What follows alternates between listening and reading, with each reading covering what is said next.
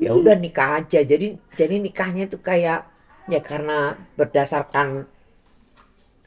itu aku impulsif itu orang.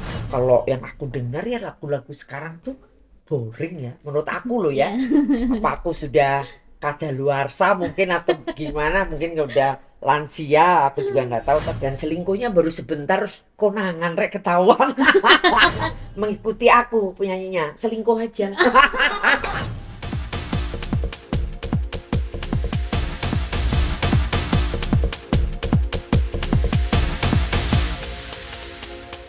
Hai pemirsa eksklusif, pasti banyak yang bertanya-tanya kenapa hari ini aku pakai kacamata hitam. Karena ini bersangkut paut dengan bintang tamu kita hari ini. Siapa yang tidak kenal dengan Lady Rocker Indonesia kalau bukan Mbak Atik Sibi. Halo. Halo Vika, apa kabar? Kita sama nih Mbak. Iya ya. Tapi aku kayaknya nggak Jadi kamu pede Dedi deh. Dores, aku Michael Jackson. Dedi Dores nggak tuh? Mbak, apa Baik. kabar? Aduh Udah senang aku lama. diundang di sini. Aku juga sangat-sangat grogi banget ya Aduh, ketemu sama Mbak Atik gitu sih. ya. Iya Aku bener. malah yang grogi udah lama nggak gini-gini. Oh banget. Udah lama nggak kelihatan di kancah musik Indonesia. Kemana seorang Atik Sibi? Ini aku tuh pindah ke Amerika tuh dari 2002. Dan di sana nggak pernah ngapa-ngapain, jadi yang nggak nyanyi, nggak ibu rumah tangga aja. Jadi setelah anak-anakku selesai kuliah, baru baru aku sering kesini. Oh, berarti Iya, mau rencana comeback ya? ya pengennya gitu nanti kalau suami udah pensiun, dia malah pengen tinggal di Kediri gitu-gitu. Oh gitu. Nah Mbak, sebelum kita langkah lanjut perbincangan ini, banyak yang penasaran. Apa arti nama dari Atik Sibi? Sibinya Oh, itu apa Mbak? eh, jadi itu bermula dari Kediri. Jadi Oke. waktu aku mulai nyanyi itu waktu aku SMP deh kelas 3 gitu. Jadi aku memang seneng nyanyi dari mulai SD ya cuman nggak nyanyi tapi aku seneng banget gitu kalau nyanyi jadi aku ikut-ikut perlombaan waktu SD gitu perlombaan nyanyi terus waktu udah lulus SMA ikut perlombaan nyanyi se-Jawa Timur kayak gitu.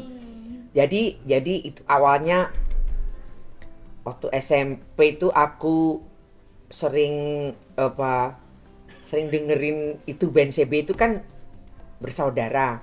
Jadi aku lihat di depan pintunya gitu duduk di lantai itu senengnya kalau aku bisa nyanyi pakai band gitu. Terus aku ini minta tolong kan aku itu ikut budeku kakaknya ibuku kan. Karena aku memang nggak pernah ikut orang tua dari Oh, kecil jadi oke. terus ya udah aku suruh aku bilangin dong bude itu ke band CB boleh nggak aku ikut-ikut nyanyi gitu. Padahal mereka udah punya vokalisnya gitu anaknya sendiri. Terus terus boleh terus ya udah sekali itu latihan terus lama-lama seminggu sekali latihan. Jadi lama-lama aku juga jadi salah satu lead vokalnya di situ. Oh. Terus dan kita itu mainnya kayak di apa pernikahan, sunatan zaman itu kan ya. Iya itu sunatan yang panggungnya dari bambu yang kadang-kadang kejeblok kayak gitu. Kayak gitu di desa-desa, di kota-kota kecil kayak gitu. Berarti CB itu dari nama band. Iya, iya. Idolamu dulu ya Mbak ya? Eh bukan bukan idola jadi kayak ya mereka salah satu band terbagus dan mereka turun temurun tuh memang mereka main musik aja mereka hidupnya dari main musik jadi ya karena aku tuh pengen banget nyanyi dan band itu apa ya saat itu yang mereka bersaudara masih muda-muda juga gitu jadi ya seneng aja gitu bisa Sampai gabung mereka. sampai akhirnya bersolo karir tetap dipakai nama Sibinya itu tidak Iya, apa? jadi yang kasih nama CB itu bapaknya itu band CB. Jadi Oh. diem-diem aku didaftarin sama anaknya yang vokalnya yang lain, vokalisnya yang lain tuh didaftarin di Wajah Baru di Surabaya, TVRI Surabaya. Nah, terus tes di situ, itu audisi, terus aku diterima tapi anaknya enggak gitu. Jadi aku terus, dan waktu itu daftarnya itu ya nggak bilang-bilang, ditaruh aja nama si B gitu. Tapi memang nama asliku kan terlalu panjang gitu kan. Itu ya udah terus semenjak itu aku sering diundang di TVRI Surabaya hampir sebulan 2 kali gitu. Jadi aku sempet jadi itu penyanyi terfavorit di Jawa Timur. Lumayan lah aku di Jawa Timur waktu itu lumayan dikenal waktu aku masih SMA. Sebenarnya nama aslinya siapa kalau boleh tahu Mbak? Prasetyawati. Oh, Prasetyawati. Iya, Atiknya dari? ya itu Wati Prasetyawati. Oh. Nah, menariknya adalah selain jadi lady rocker yang terkenal di Indonesia pada masanya, ada identiknya juga. Kacamata hitamnya nggak pernah lepas nih pemirsa. Iya. Kenapa Mbak selalu dengan ikon kacamatanya itu? Dulu sih enggak, dulu kadang-kadang dicopot, kadang-kadang enggak dulu, tapi setelah makin berumur kayak lebih nyaman pakai kacamata karena kan aku nggak suka di make upin gitu kan. Jadi yang gampang aja gitu, cepet gitu. Jadi daripada harus make up di bagian mata. Iya, ya. ternyata jadinya itu aku dikenal dengan kacamata gitu. Tapi boleh nggak sih dibuka Mbak Atik? Mungkin pemirsa pada penasaran kayaknya. Ada apa dengan mata cantiknya? Enggak, itu biasa aja. Biasa aja. Tapi koleksi di rumah ada banyak? Lumayan banyak. Ya nggak banyak sekali, paling mungkin 10 gitu-gitu. Selalu warna hitam?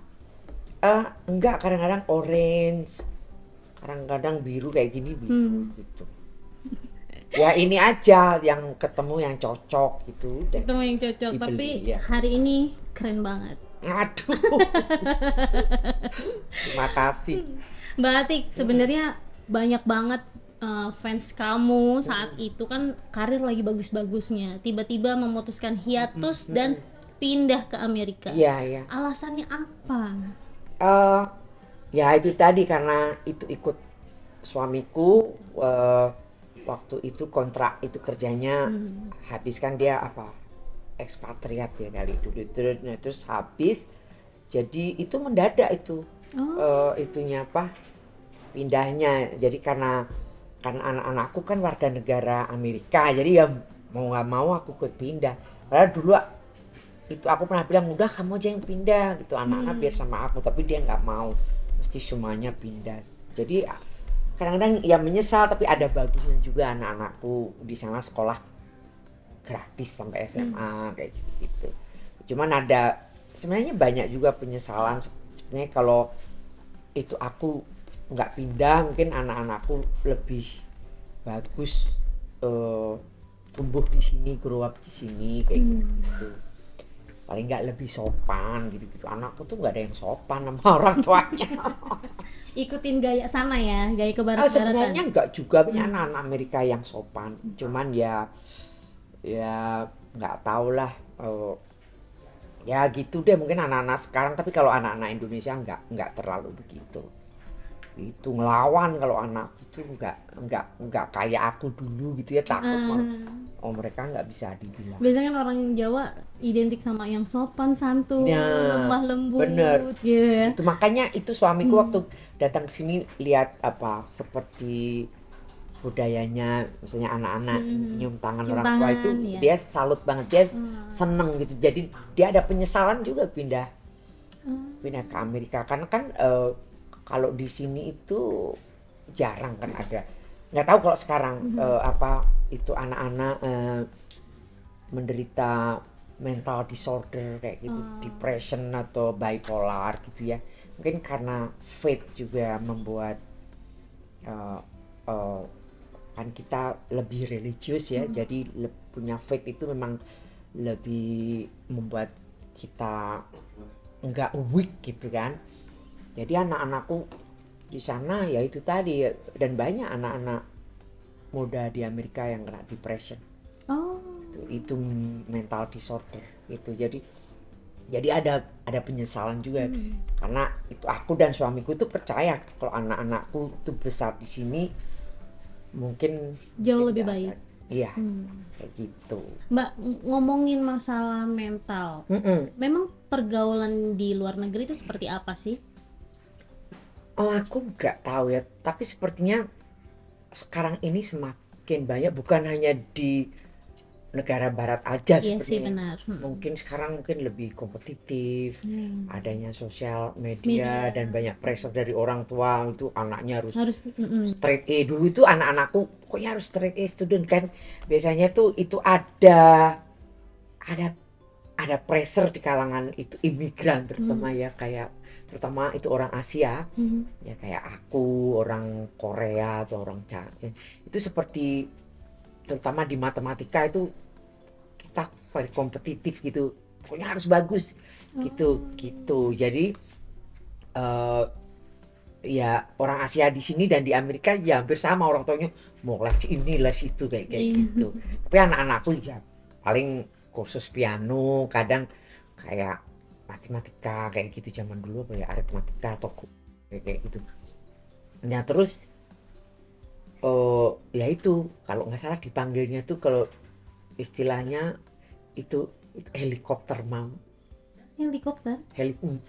Maksudnya apa ya tapi helikopter mom tuh itu ibu yang terlalu mendisiplinkan anak dan ambisius, yang anaknya mau the best di banyak hal kayak gitu. Jadi diibaratkan sebuah helikopter. Mungkin. Helikopter mom itu. Jadi mungkin ada itu efeknya begitu ya. Terus ditambah adanya sosial media juga ya. Iya, benar. Kayak gitu. Tapi ya kebetulan itu sekolah itu anakku kan banyak orang Asia. Jadi itu biasanya kalau sekolah itu kan public school biasanya itu kan nggak pakai tes, tapi sekolahnya itu anakku tuh namanya charter school tuh kayak sedikit lebih banyak donasi dan pelajarannya lebih maju dan perlu tes masuk situ. Gitu. Jadi terutama matematika kayak gitu, IPA, biologi gitu. Dan dua-dua anakku tuh diterima di situ, tapi yang nomor 2 dia milih music and art school, itu yang nomor 2. Kayak turunan mamahnya berarti ya, ikutin jejak mamahnya. Yang nomor 2 memang dia bagus menyanyinya. Oh ya? Iya. Kalau anakku yang gede tuh dia bagus main pianonya.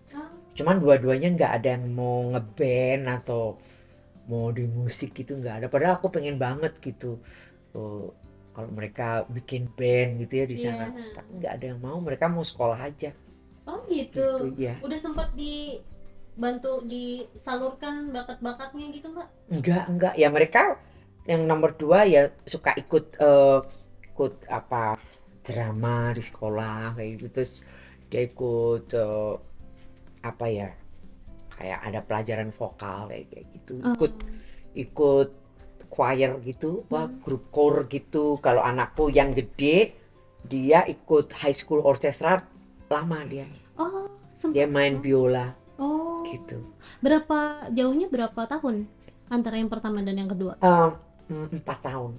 4 tahun, berarti nggak terlalu jauh ya Mbak ya? Enggak. Perempuan dua-duanya? Dua-duanya perempuan. Yang satu yang gede sekarang lagi liburan di Bali. Oh gitu. Ya kemarin aku ketemu dia, aku samperin dia di Bali, tapi besok 27 dia mau balik lagi. Nggak ada keinginan untuk stay di Indonesia? Anaknya mungkin ngelihat pangsa musik Indonesia tuh kan sekarang lagi basah-basahnya istilahnya. Kalau yang nomor 2 itu pengen banget tuh, itu ini saya mau deh jadi iklan Indomie gitu. Kan dia senengannya Indomie goreng gitu. Jadi aku mau deh jadi iklan Indomie gitu. Coba kamu main sinetron, nanti lumayan, nanti dapat duitnya untuk sekolah law school. Dia kan pengen jadi lawyer gitu. Tapi dari ayahnya sendiri mengharuskan gak sih anak-anak harus sekolah, terus nanti lulusannya ya harus kerjanya nanti masa depannya sesuai lulusannya dia, atau Oh enggak. oh enggak ya? Kita berdua yang penting tuh anak kita bahagia itu. Mau pacarnya siapa aja, mau sekolahnya apa, yang penting mereka bahagia gitu aja. Berarti udah punya pacar? Oh ya, terutama yang nomor 2, waduh pacarnya beberapa kali. Kalau yang gede agak konservatif dia. Oh gitu, introvert? Iya, sangat introvert. Kalau yang nomor 2 kayaknya turunan dari mboknya. Nah, ngomongin turunan dari mamahnya nih, tiba-tiba memutuskan menikah dengan warga asing. Iya. Kenapa Mbak dengan warga Indonesia? Trauma kah dengan Oh mantan? enggak. Waktu itu lagi menikah sama Roni kan, baru 1,5 tahun kalau nggak salah. Terus saya ketemu Pak Bule ini. Pak Bule ini. Ya, Pak Bule ini terus ya udah saya bilang, suamiku bilang, aduh aku jatuh cinta lagi gitu. Ya udah gitu, dia ya marah sih pertama, tapi kalau saya lebih baik terus terang begitu. Gitu ya, sempet ada commotion, ada drama lumayan lah, seperti ada teror gitu beberapa saat, tapi akhirnya kita sekarang jadi malah temenan baik. Oh, berarti hubungan masih terjaga dengan baik? Oh iya, sampai sekarang malah lebih deket, malah suamiku, udah kamu nginep di rumahnya Roni aja gitu. Wow, iya, jarang gitu suami membolehkan gitu, sama mantan. Iya gitu, jadi memang kalau menurutku tuh yang penting kita terbuka, walaupun itu salahnya di pihakku gitu ya. Tapi aku nggak apa, kan kalau sekarang kalau misalnya rumah tangga itu ya ada masalah kan biasanya orang saling menyalahkan. Kalau aku lebih menyalahkan ke aku sendiri gitu, karena juga orang banyak itu, oh mungkin Roni apa gitu kan. Tapi aku enggak, dia suami yang baik, dan memang dia suami yang baik, dia baik sama keluargaku, yang memang yang kurang baik aku gitu. Jadi ini jarang-jarang gitu. Ada yang mengakui. Jadi ya memang aku bukan istri yang baik gitu. Terus ya udah, tapi paling enggak aku jujur, aku nggak bisa misalnya aku selingkuh terus aku masih sama suamiku, aku nggak bisa. Jadi aku nggak bisa bohong gitu, mesti salah satu. Jadi resikonya yaitu tadi, pertamanya takut gitu mau bilang, tapi daripada aku merasa bersalah, jadi aku jujur sama Roni. Dan walaupun ya itu ada yang gawat-gawat pada saat itu, tapi ya akhirnya itu ya, jadi waktu itu cerainya juga aku sendiri yang pergi ke pengadilan, karena dia nggak mau. Ya ke pengadilan kan, waktu itu belum ada sosial media, jadi kok ada sosial media kan pasti mengerikan. Iya benar. Gitu, jadi aku ke pengadilan sendiri, janjian sama judge-nya hari apa, malah judge-nya yang nyuruh hari Jumat aja, itu nggak ada wartawan. Oke, jadi tiap hari Jumat. Jadi ya udah, jadi diem waktu itu. Jadi sebenarnya saat perceraian itu Mas Roni sebenarnya nggak mau ya? Nggak mau. Jadi dia sudah selesai di pengadilannya itu lama, dia nggak mau tanda tangan. Terus aku merayu-rayu ke rumahnya, gini, ayo dong tanda tangan gitu. Nggak mau, sampai aku tidur di rumah, ayo dong tanda tangan gitu. Lama-lama mungkin kasihan ya. Terus udah tanda tangan. Emang sebenarnya secinta itu sama Bapak Bule? Ya pada saat itu ya namanya kadang-kadang apa ya cinta itu datang begitu saja. Kan aku juga kan nggak tahu. Selain itu kan pernikahan kita waktu itu kan termasuk masih muda banget sih, aku 25, dia 22. Jadi aku lebih tua. Dan yang memaksa menikah tuh aku. Enggak. Enggak. Jadi aku main-main. Aku kan orangnya sangat itu impulsif ya. Jadi suka gitu. Mancing-mancing. Enggak, memang seperti di luar apa ya, ya itu impulsif, seperti langsung nanti menyesal gitu. Jadi ayo kita kawin gitu, padahal dia lagi populernya Trolly Bells gitu. Terus dia serius, langsung bilang orang tuanya kan. Terus aku menyesal banget, terus tapi orang tuanya serius banget kan, kalau orang Batak pengennya cepet dapat turunan gitu, laki-laki terutama gitu. Pas dilamar aku lari ke Blok M. Hah? Kenapa? Karena menyesal. Nah, maksudnya nawarinnya kan cuma ini, menyesal aku lari dicari-cari. Aduh, ya serius dia. Jadi nggak bisa mundur kan. Ya udahlah, ya udah nikah aja. Jadi nikahnya itu kayak ya karena berdasarkan, karena itu aku impulsif itu orang. Karena terburu-buru sampai akhirnya. Jadi nggak berpikir panjang. Jadi cuma 1,5 tahun. 1,5 tahun. Berarti pas ketemu sama Bapak Bule udah 1,5 tahun apa berjalan? Iya 1,5 tahun. Hampir 1,5 tahun. Ketemu di mana kalau boleh tahu? Jadi apa ya? Jadi waktu itu kan Trolly Bell sering gitu, kadang-kadang ya aku yang sibuk nyanyi, kadang-kadang Trolly Bell gitu. Jadi waktu itu dia lagi booming lah Trolly Bell. Jadi daripada ini aku disuruh les bahasa Inggris kan. Waktu itu suamiku masih turis saja. Jadi dia kalau di Amerika tuh itu ada volunteer, namanya apa ya? Jadi dia ikut pemerintah Amerika, dia volunteer di negara Papua Nugini dekat Irian Jaya. Dia 2 tahun di sana. Dia mengajar bahasa Inggris anak-anak di gunung gitu. Jadi dia tinggalnya di atas gunung.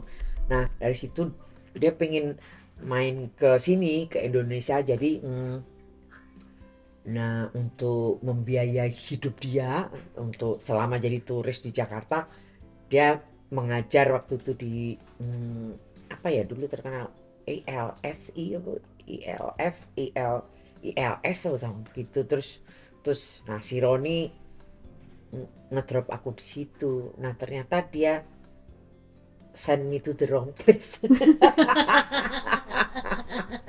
Gitu. Nah tadinya dia nggak mengira. Dan selingkuhnya baru sebentar, konangan rek ketahuan. Apa sih ini ketahuan, cepetnya ketahuan gitu. Ada sih orang gini jadi dibuka gitu. Iya loh, aku agak terkejut. Iya. Tapi nggak apa-apa karena itu kan ya masa lalu ya. Ya selain masa lalu tuh, kalau untuk saya itu ya semua orang kan melakukan kesalahan dan kita nggak perlu malu gitu. Jadi kalau menurut aku, kalau kita jujur apa adanya, nggak usah disembunyikan. Menurut aku lah dengan sendirinya pasti ya masyarakat mau menerima itu kayak gitu. Kalau aku begitu gitu.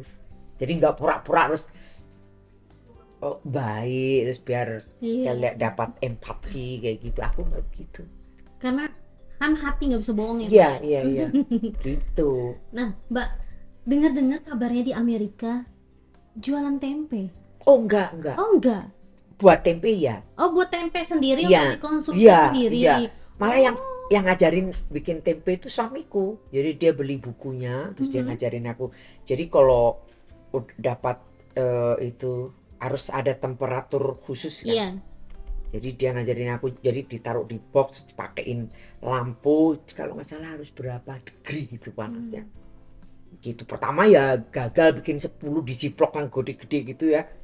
Busuk gitu pertama-tama. Padahal tuh nyucinya susah banget, capek lah. Terus lama-lama berhasil, lama-lama bagus. Terus aku simpen di freezer untuk sebulan gitu. Terus teman-temanku aku kasih gitu, jadi aku kasih gitu. Mungkin dari situ dibilangnya dijual. Iya. Gitu. Padahal susah enggak lah, susah banget apalagi sendiri dan nggak pakai mesin kan itu. Nah, untuk bahan bakunya agak kesulitan nggak sih? Waktu itu ragi tempenya dapat dari sini. Oh, jadi bawa dari Indonesia. Terus kalau kedelai kan di sana Amerika banyak ya. bahkan kalau nggak salah sini import. kedelai dari Kanada dan Amerika kalau nggak salah. Sekarang kedelainya bagus gitu. Gede-gede gitu ya Mbak? Gede-gede. Tapi kalau menurut aku tempenya lebih enak di sini. Jadi kedelainya kan sini kecil-kecil, lebih gurih gitu. Menurut aku sih tempenya lebih enak sini. Nah Mbak Atik, dari seorang lady rocker jadi ibu rumah tangga, sempat ada adaptasi yang susah nggak sih? Oh, enggak juga sih, karena aku tetap itu attitudeku tetap aja seperti belum menikah, jadi aku enggak beda terus berubah jadi sopan atau berubah lagi lebih seperti ibu-ibu, enggak. Ya kelakuanku sama aja. Tapi jadi kan biasanya orang kaget ya, biasa kerja di luar terus tiba-tiba harus stay di rumah ngurusin anak, apalagi katanya suka nyetirin antar anak sendiri. Oh iya. Iya. Itu dari mulai mereka SD sampai SMA. Jadi kan aku sempet kerja tuh, jadi itu habis itu ngedrop mereka jam 7, terus aku kerja kayak di retail place besar, ada baju, tas apa semua ada di gede untuk. Nah terus ya udah, jadi cuma 5 jam kerjanya, terus mereka selesainya jam 2.30 gitu, aku jam 1 udah selesai, langsung jemput mereka. Jemput anak-anak. Itu berapa tahun sampai SMA gitu. Nggak malu Mbak jual apa, jadi karyawan jual baju gitu? Enggak, malah kalau di Amerika itu kalau itu nganggur kayaknya malu gitu. Oh gitu. Karena Amerika kan terkenal memang masyarakatnya, menurut aku kalau nggak salah pekerja keras ya, karena waktu vacation mereka tuh menurut aku paling sedikit di antara negara barat. Kalau Eropa kan mungkin bisa sebulan, kalau di sana mau berapa tahun, 2 minggu. Oh gitu. Dalam setahun ya gitu. Berapa lama sih Mbak tinggal di sana? 22 tahun. 22 tahun. Nggak ada berniat untuk ganti kewarganegaraan? Enggak. Kenapa cinta Nggak banget pengen. sama Indonesia? Pertama suamiku juga dia nggak pengen aku ganti warga negara. Dia tetap ya, karena kan kita nggak tahu, mungkin kita pindah di sini aku bisa sponsorin suamiku gitu sama anakku gitu. Sebenarnya itu aku berharap tuh pemerintah di sini membuat kayak double kewarganegaraan, kayak di Inggris tuh yang bapaknya orang Inggris tuh bisa punya 2 kewarganegaraan nama di sini. Tapi tuh Amerika kan sama dengan di sini hanya boleh 1 gitu. Suka dukanya selama tinggal di Amerika? Suka dukanya itu ya di sana kan sangat individual ya. Jadi aku tinggal di neighborhood situ tuh bertahun-tahun, aku nggak pernah ke rumah orang tetangga. Jadi kita kalau ketemu pas lagi nyangkul itu salju gitu, baru hai gitu, kadang-kadang aku bantuin, suamiku bantuin yang orang-orang tua kayak gitu. Jadi itu aja. Jadi seringkali tetangga meninggal, tetangga sebelah tuh kita nggak tahu. Oh iya. Karena rata-rata di sana itu kalau meninggal kan nggak dibawa pulang. Di funeral home gitu, jadi sepi-sepi biasa aja. Tapi tiba-tiba udah meninggal tuh sebelah gitu, jadi kayak sedih juga loh, aneh di sana. Masing-masing ya. Masing-masing. Berarti ngerasa kayak biasanya bisa ngobrol sama tetangga. Iya. Jadi aku selalu nyari ini orang-orang Indonesia kayak gitu. Berarti teman-teman kebanyakan orang Indonesia juga? Iya. Di stateku itu nggak banyak sih, kira-kira ada 40-50-an. Yang paling banyak tuh di New York. Jadi aku tuh stateku ke Washington DC, dekat ke New York, 2 jam lah nyopir itu. Di mana sih Mbak? Saya di Delaware State. State nomor 2 paling kecil di Amerika. Dan namanya First State karena waktu kemerdekaan Amerika itu yang declare sebagai state yang pertama. Jadi border dengan Philadelphia. Gitu. Oke, Mbak Atik, ngomongin kehidupan di Amerika. Ada apa tiba-tiba gerangan balik ke Indonesia? Kabar-kabarnya udah mau comeback gitu ya? Bawa karya baru kah? Oh iya. Ya sebenarnya itu sebelum pandemik itu aku udah sering sini, ada job menyanyi gitu karena anak-anak udah selesai kuliah kan, jadi aku bisa 3 bulan sini. Nah setelah itu pandemik 2 tahun nggak kesini, terus setelah itu 2022 aku mulai kesini lagi, dan akhir-akhir ini bisa setahun 2 kali ke Indonesia, dan kebetulan selalu ada job menyanyi gitu. Nah terus kemarin itu awal tahun ini gitu aku mengusulkan ke Mbak Ajin Musika Studio, boleh nggak itu aku nyanyiin lagunya Nici gitu. Kebetulan Nici kan itu artisnya Musika gitu kan. Terus Musika setuju, jadi bikin single lagunya Terusir Menunggu Karma ya. Nah terus ya udah, jadi sebelum balik kemarin bulan Juni itu akhir sempat bikin video klipnya, 2 video klip, jadi lagu Maafkan dan Menunggu Karma, itu Terusir Menunggu Karma.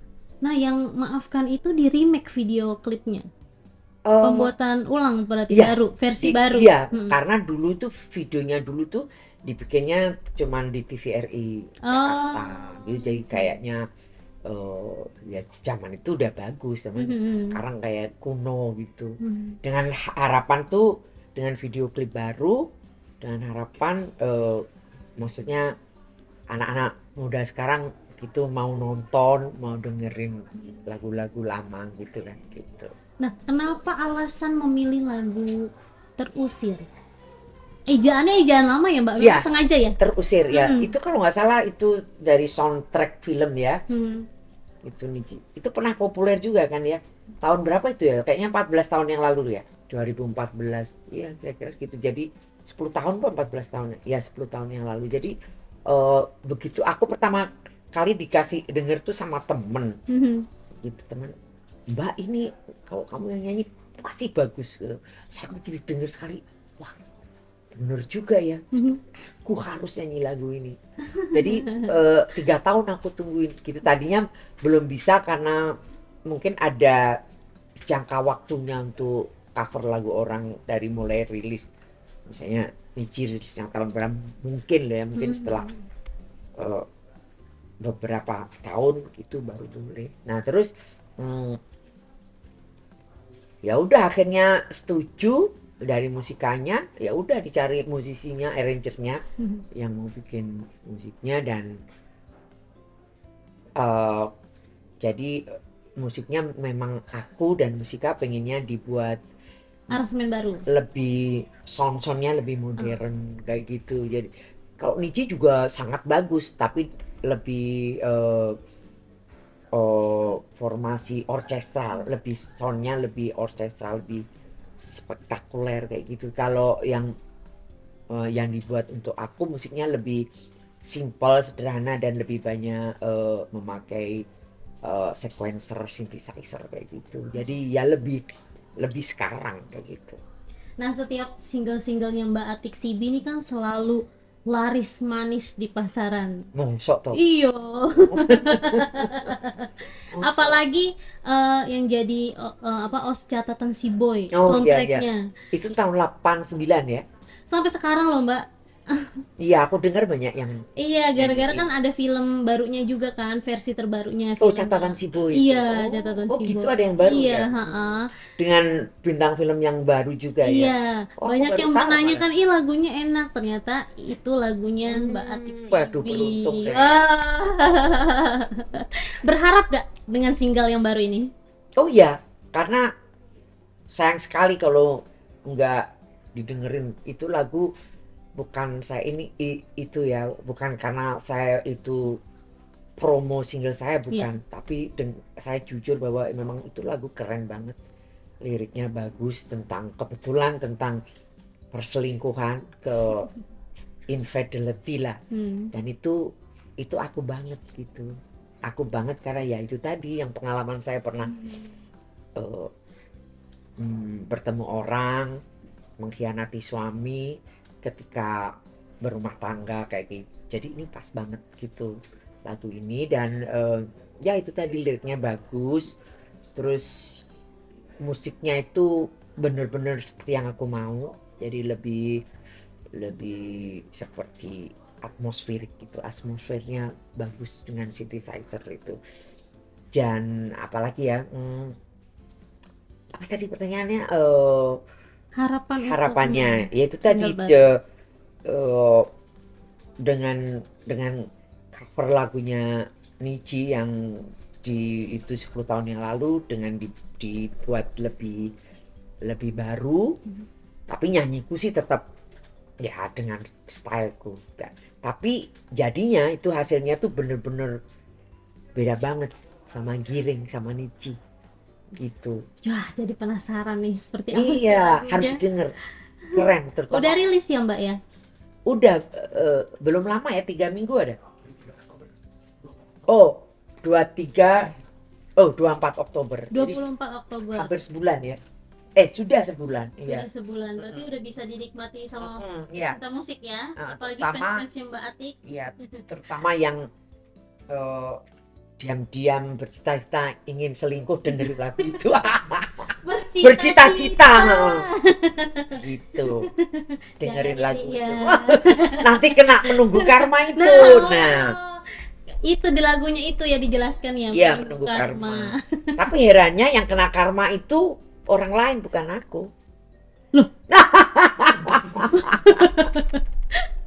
Yang kurang ajarnya aku, tapi yang kena karma justru orang itu. Orang itu tuh siapa nggak tahu.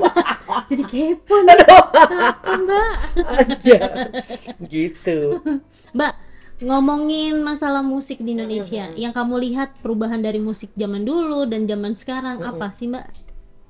Kalau nggak tahu ya, atau mungkin semakin berumur atau taste-nya jadi lain apa gimana, tapi kalau yang aku dengar ya lagu-lagu sekarang tuh boring ya, menurut aku loh ya. Apa aku sudah kadaluarsa mungkin atau gimana, mungkin udah lansia, aku juga nggak tahu. Tapi kalau aku dengerin penyanyi-penyanyi sekarang tuh improve-nya tuh mirip satu sama lain, suaranya mirip satu sama lain. Terus mungkin kecuali Tulus kali ya, Tulus itu aku suka ya, liriknya keren juga itu Tulus. Tapi terutama yang perempuan-perempuan gitu ya laki juga yang muda-muda tuh kalau aku denger mirip satu sama lain. Begitu juga improvisasinya, dan memang sih secara technical emang mereka canggih nyanyinya dibanding orang-orang dulu. Jadi kayak ibaratnya tuh kalau di itu namanya kayak nyanyinya seperti gimnastik. Gitu kan.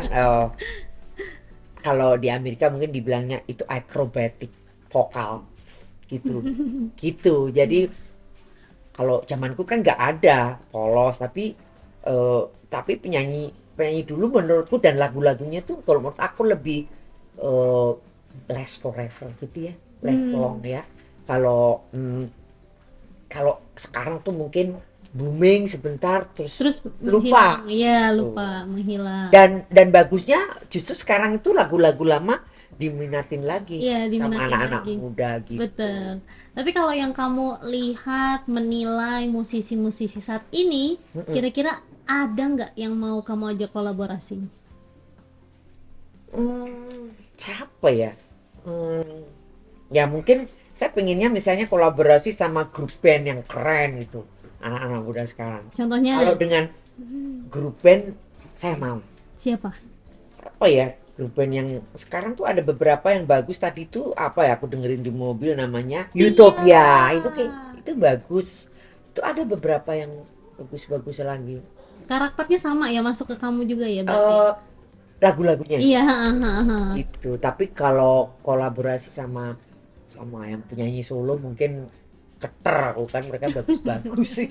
Tapi kan tapi aku suka, aku nggak bisa akrobatik gitu. Tapi sampai saat ini belum ada yang bisa menggantikan Mbak Atik Sibi sebagai lady rocker Indonesia. Sok sih banyak. Siapa yo? Nggak ada Mbak. Bener Kota kan? Bagus. Siapa? Tantri Kota bagus. Tantri boleh, tapi yang mungkin yang kalau mungkin suara, karakter suara mungkin ya, tapi kan masing-masing penyanyi punya karakter.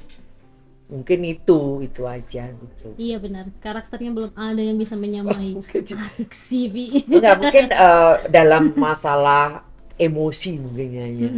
Eh, eh, mungkin karena dari kecil hidupnya sengsara, mungkin ada pengaruhnya itu. Jadi soro uripe, jadi nyanyinya mungkin bisa lebih ekspresif mungkin ya. Tapi ngomongin kolaborasi, sempat berkolaborasi juga di 7 Bintang dan Rumpis ya, grup Rumpis. Iya. Itu Nurlela. gimana? Iya, Sama Nurlela. Aku Jalan tahu. Masih Panjang. Iya. Itu gimana ceritanya, Mbak? Ya waktu itu kan kita semua lagi cukup populer lah ya. Aku, Malida, Triutami dikenal pada saat itu, mereka punya masing-masing punya album dan sukses gitu. Termasuk Dian Permanaputra, Faris RM, Deddy Dukun, Mus Mujiono pada zaman itu ya masing-masing cukup populer gitu. Nah terus itu idenya Deddy Dukun kalau nggak salah. Oh, idenya untuk membentuk grup itu. Karena dia memang yang bikin liriknya, terus lagunya mungkin Deddy Dukun, Dian Permanaputra gitu. Terus ya udah masing-masing mau join itu grup itu, terus akhirnya lagu Jalan Masih Panjang tuh lumayan booming gitu. Terus setelah itu kita yang perempuannya ada Vina,